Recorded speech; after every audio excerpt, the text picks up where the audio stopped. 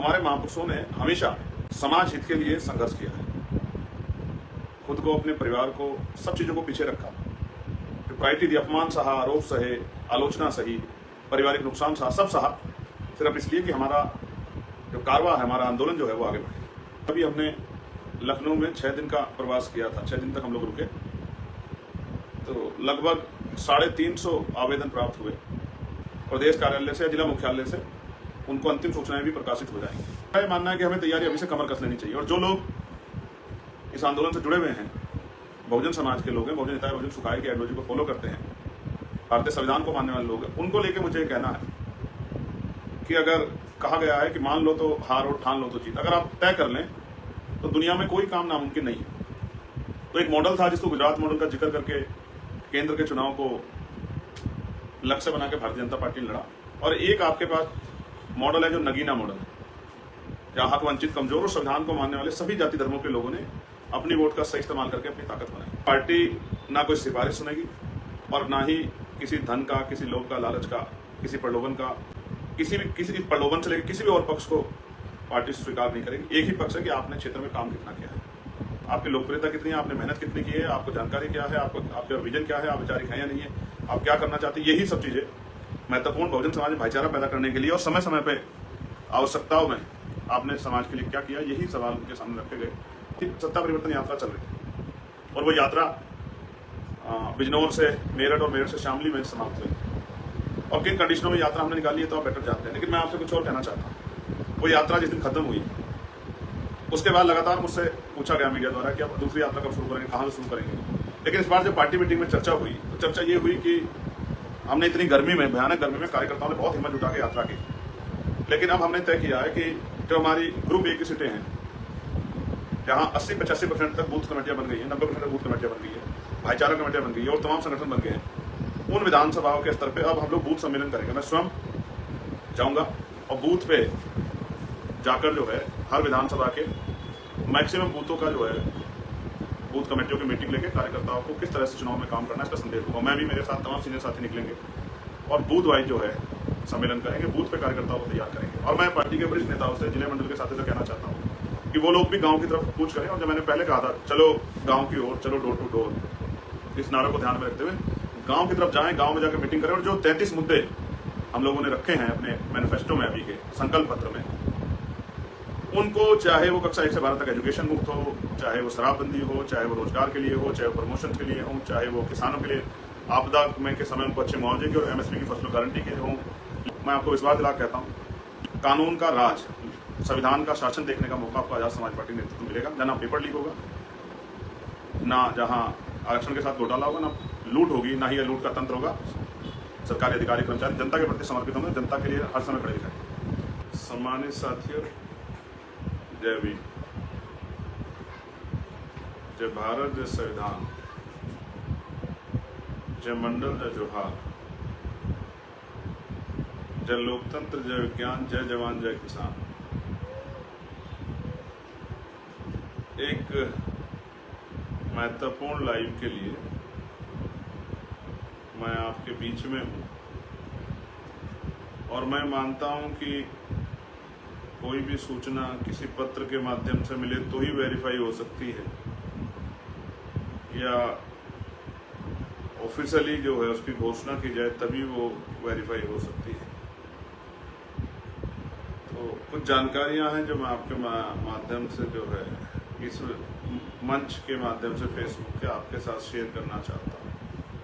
इसलिए मैं लाइव आया हूँ और मुझे पता है कि अब से कुछ देर बाद, कुछ घंटों बाद ये सारी जानकारियां जो है मेरे लाइव के जरिए भीम आर्मी आजाद समाज पार्टी के आखिरी कार्यकर्ता तक भी पहुंचाए।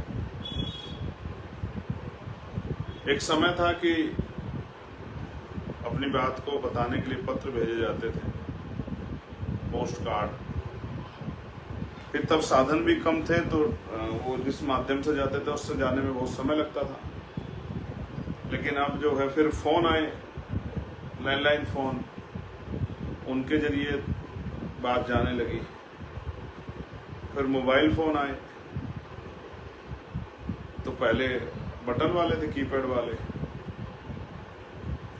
फिर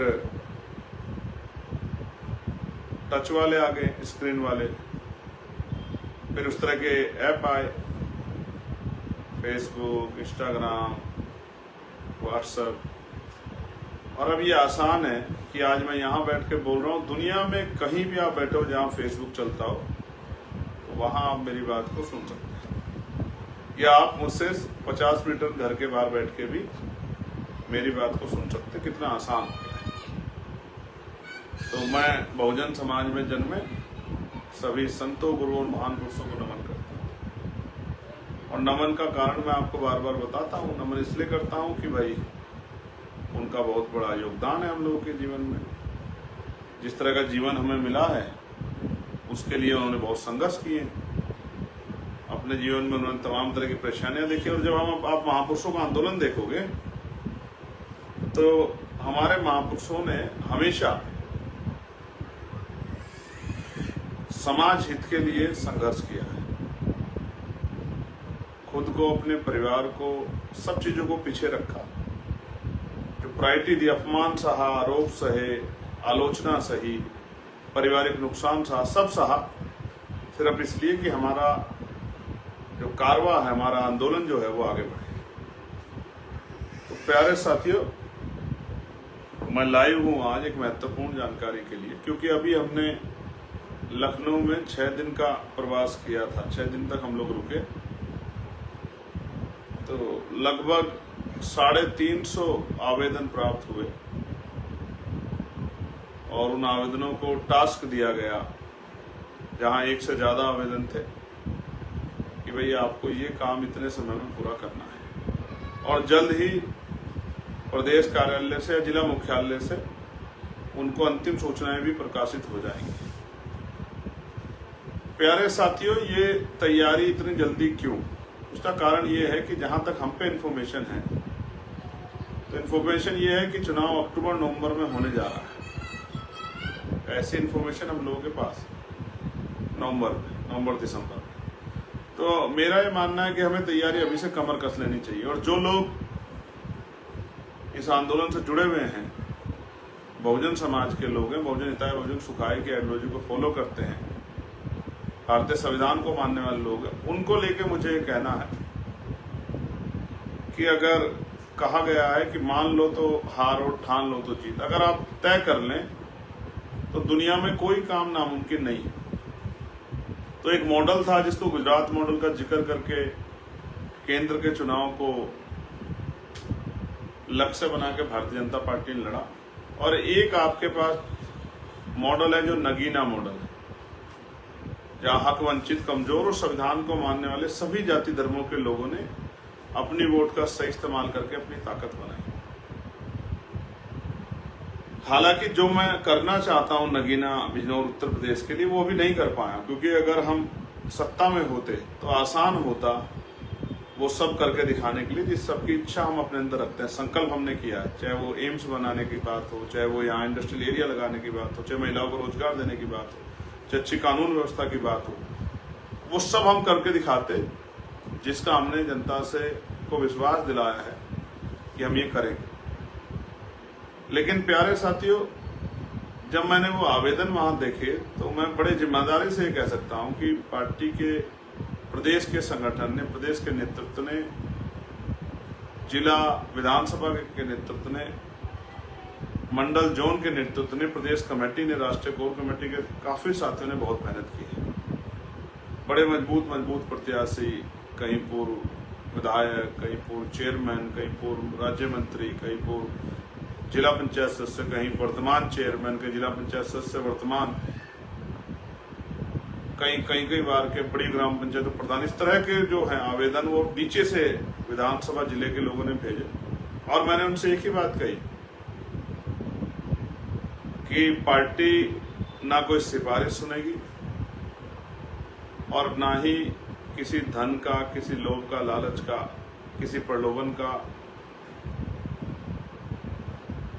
किसी प्रलोभन से लेकर किसी भी और पक्ष को पार्टी स्वीकार नहीं करेगी। एक ही पक्ष है कि आपने क्षेत्र में काम कितना किया है, आपकी लोकप्रियता कितनी है, आपने मेहनत कितनी की है, आपको जानकारी क्या है, आपका विजन क्या है, आप वैचारिक हैं या नहीं है, आप क्या करना चाहते हैं। यही सब चीजें महत्वपूर्ण बहुजन समाज में भाईचारा पैदा करने के लिए और समय समय पे आवश्यकताओं में आपने समाज के लिए क्या किया, यही सवाल उनके सामने रखे गए और कुछ उनको तैयारी करने के लिए बताया गया कि कैसे तैयारी करनी है। तो एक बात तो अभी ये है कि अभी किसी को प्रत्याशी घोषित नहीं किया। प्रदेश की टीम जो है पहली सूची जल्द जारी करेगी, शायद इसी महीने में। प्रभारियों की होगी, उनको प्रभारियों को भी काम दिया जाएगा अपने आप को साबित करने के लिए अगले 1-1.5 महीने के लिए, जिससे कि वो सक्रियता अपनी बना के दिखाएं और फिर उनको फिर से सर्वे में उनकी रिपोर्ट कार्ड हम लोग चेक करेंगे कि वो कहाँ खड़े हैं, जिससे कि हमारा प्रत्याशी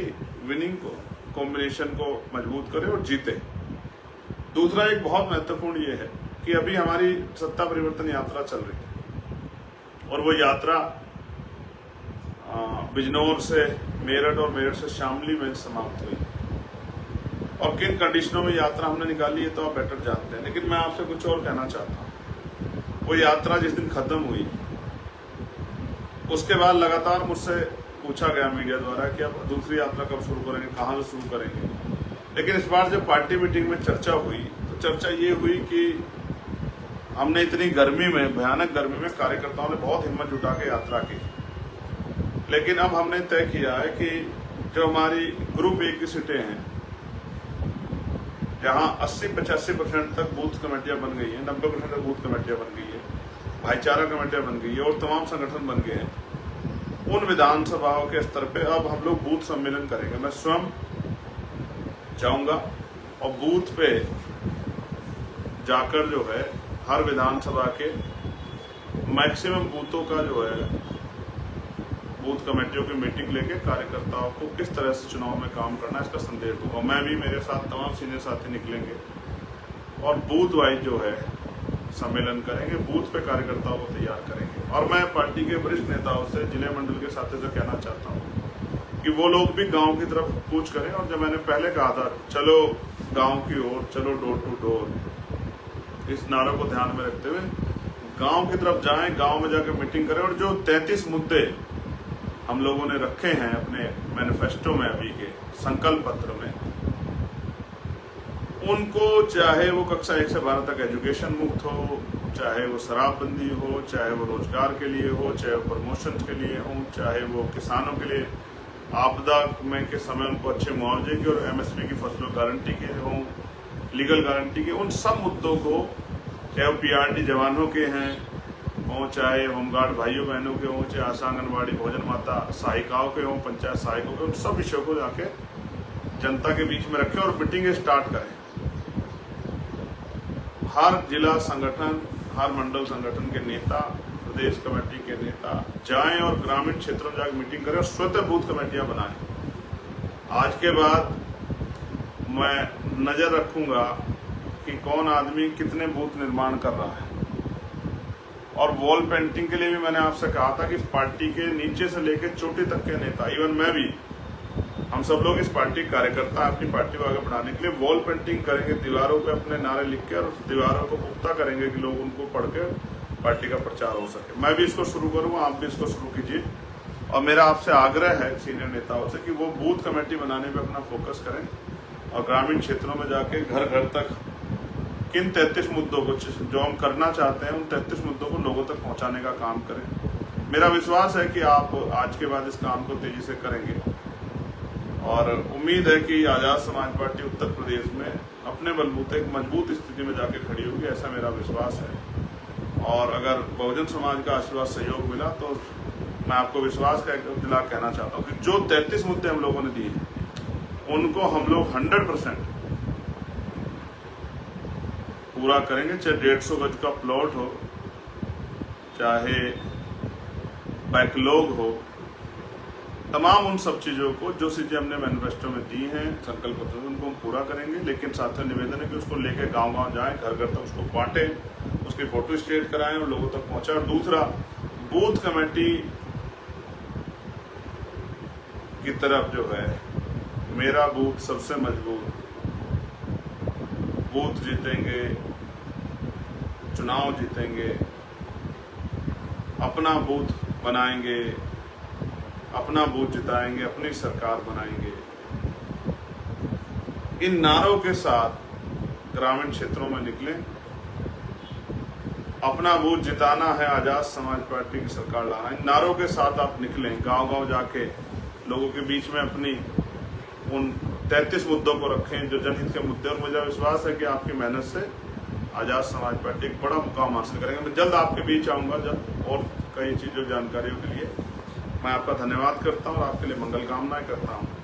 आप स्वस्थ रहें, दीर्घायु रहें। जिस तरह से आपने पहले समय समय पे सभी लड़ाइयों को लड़के ताकत दी, ऐसे ही आप इस बार भी अपनी लड़ाई को मजबूत करेंगे, क्योंकि 5 साल में एक ही बार हम पे ये अवसर आता है कि जितना अन्याय हमने सहा है, चाहे हम युवा हों, नीट का पेपर लीक हुआ हो। आज भी राजस्थान में एक बच्चे से के परिवार से मेरी बात हुई जिसने सुसाइड कर लिया। अच्छा पेपर हुआ था लेकिन पेपर लीक के बाद सुसाइड कर लिया। चाहे किसी भर्ती में घोटाला हुआ हो, मैं आपको विश्वास दिला कहता हूँ, कानून का राज, संविधान का शासन देखने का मौका आपको आजाद समाज पार्टी के नेतृत्व मिलेगा, जहाँ ना पेपर लीक होगा, ना जहां आरक्षण के साथ घोटाला होगा, ना लूट होगी, ना ही यह लूट का तंत्र होगा। सरकारी अधिकारी कर्मचारी जनता के प्रति समर्पित होंगे, जनता के लिए हर समय खड़े दिखाई। फिर समय समय पर बात होगी। मैं आपका भाई चंद्रशेखर आपके लिए मंगल कामनाएं करता हूँ। उम्मीद है कि पार्टी के लोगों ने मुझे सुना होगा और वो इस पर जरूर काम करें। धन्यवाद। जय भीम, जय भारत, जय मंडल, जय जोहार, जय संविधान, जय लोकतंत्र, जय विज्ञान, जय जवान, जय किसान। आप सभी के लिए मंगल।